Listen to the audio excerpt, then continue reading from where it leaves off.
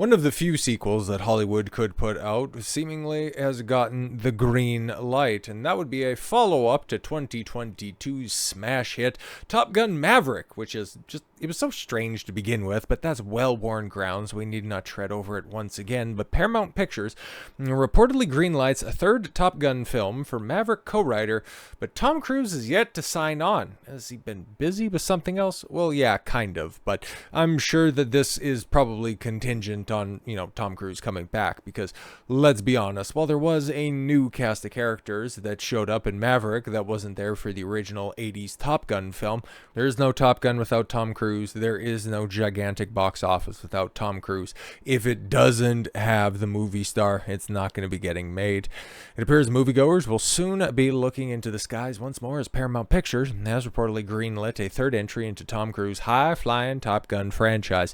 Yeah, franchise that nobody knew that they wanted, but people who went and watched it decided that, yeah, no, actually, this is a franchise that we could get behind.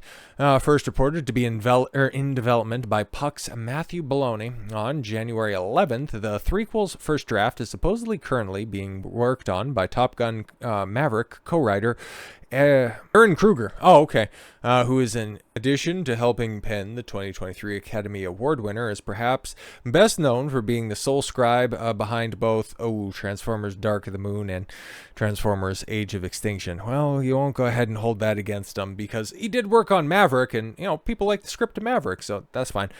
Per Deadline's recap of Bologna's paywalled scoop, the film is currently looking to reunite the aforementioned Cruise with his Maverick co-stars Miles Teller, Glenn Powell, under the watchful guidance of producers Jerry Bruckheimer and David Ellison. Okay, so it seems like the cast could be all back together, except for Tom Cruise right now. Maverick director Joseph Kosinski is also supposedly being looked at to either direct or serve as an additional producer on the film. Well, I don't know why you wouldn't let the guy direct it. If the formula isn't broke, I try to fix it. However, as of writing, it appears that none of the above creatives has thus far committed to Paramount's next sortie. Well, yeah, of course. Everybody's just getting back into the swing of things, and, well, some people might also be preoccupied with something else. Interestingly, this news of Paramount's apparent approving of Top Gun 3 comes just 2 days after it was announced that the franchise's star has signed a deal with Warner Brothers Discovery to help the latter studio jointly develop and produce original and franchise theatrical films starring himself in 2024. What do we mean by that? Well, that would be Tom Cruise getting into bed with Warner, which is interesting. It's interesting because in the first time in a long time, this is Warner Brothers actually making a smart decision. What do we have here? Last February, David Zaslav made his way into CAA's offices, accompanied by the film studio's chief, Michael DeLuca, and Pam Abdi. The delegation gathered in agent Maha Dakali's office, where Kevin Huvane and Joel Lubin were in attendance. They were all... also, there was a prized client, Tom Cruise. The meeting of the product was the product of a call that DeLuca and Abdi had made to Dakali. They asked Dakali to pass along a message of thanks to Tom Cruise for working so hard to save theaters. The star was still in the process of pulling the 7th Mission Impossible movie together. Well, we won't hold that flop against him, which he had dragged against heavy odds through the pandemic. Meanwhile, Top Gun Maverick had restored faith in the viability of movie theaters. Well, of Tom Cruise, really.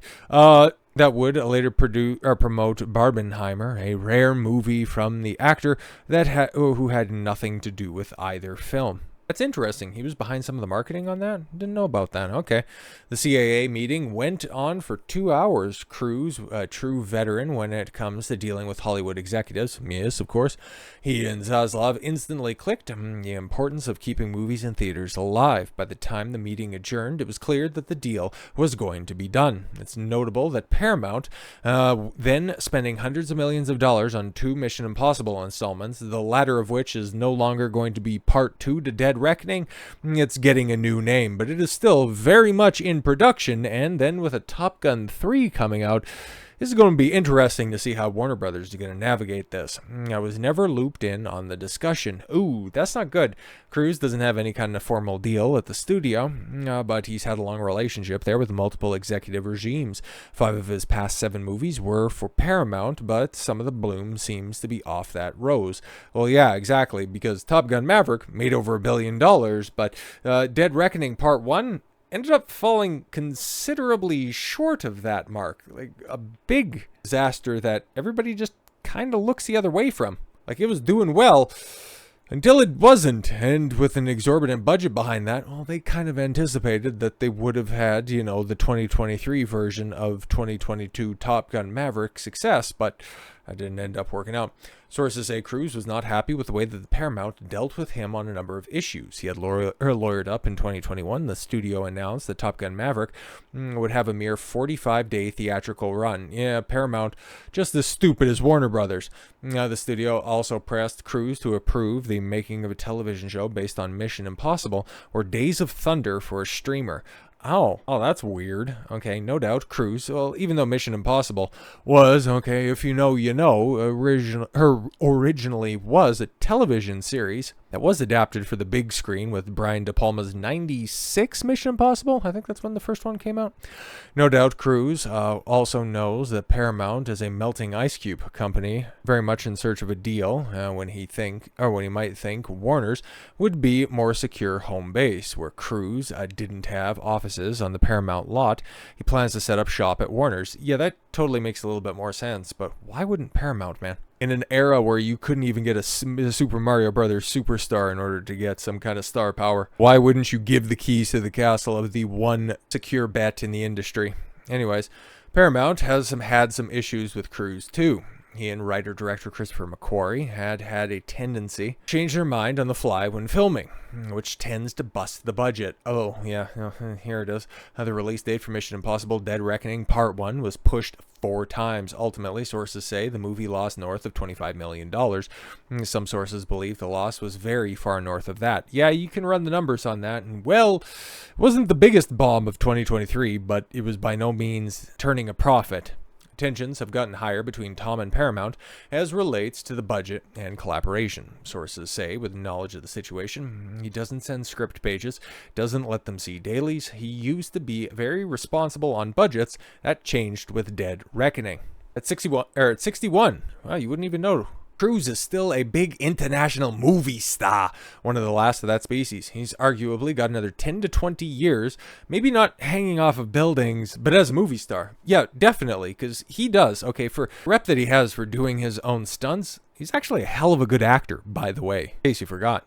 As an executive who has worked with the star, Cruise appears to think that he can still hang off of buildings if he chooses, rather than returning to making films like Born on the 4th of July or Lions for Lambs. Studio sources say Cruise is intent on launching another big franchise.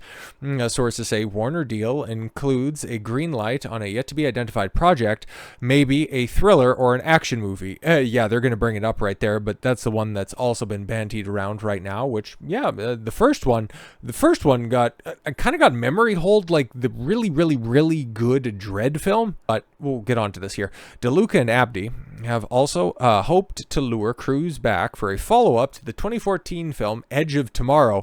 Yeah, I guess I just suffered from really bad promotion, but I hear nothing but great things about it. Emily Blunt's a part of the cast, and there's a really faithful adaptation of a very successful manga from Japan, so yeah, okay. Which the studio already had in development before they took over. The well-reviewed picture, which cost $175 million, only grossed a disappointing $370.5 million, but developed a cult fan base after its release. Exactly, McQuarrie said in 2014 that Cruise had the idea for a prequel. Director Doug Liman said it would be better than the original. Well, that's interesting because, yeah, like it's pointed out right there, there's a cult following, but a lot of people like it. And if it's even better than that, okay, by the people that made it, okay, you do have some leeway with fans on this one. Cruise's new deal with Warner won't produce anything starring Cruise anytime soon, given the fact that the star will be working on his latest and possibly last Mission Impossible until May of 2025. Seriously, they still, yeah, right, it was going back for reshoots and stuff.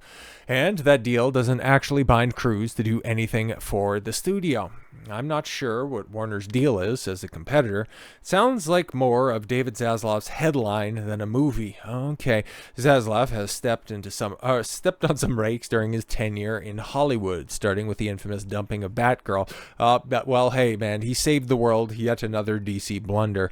But he has also dreamed of restoring Warner Brothers to its glory days, and told DeLuca and Abdi that when he hired them and he wanted to see the biggest stars and directors make a home on the studio lot. How that dream will work in terms of Cruz's deal remains to be seen. Zaslav has worked to slash the company's heavy debt, while Cruz, on his way of prying wallets open, good luck to them with Tom, says an executive who has worked with the star. But another veteran executive who has dealt with Cruz sees potential value in the deal before it produces anything beyond an announcement. Their ability to say, this is the home of Tom Cruise. They have perceived it as a coup, the person says. Never hurts to have a very close relationship with one of the biggest movie star in the world.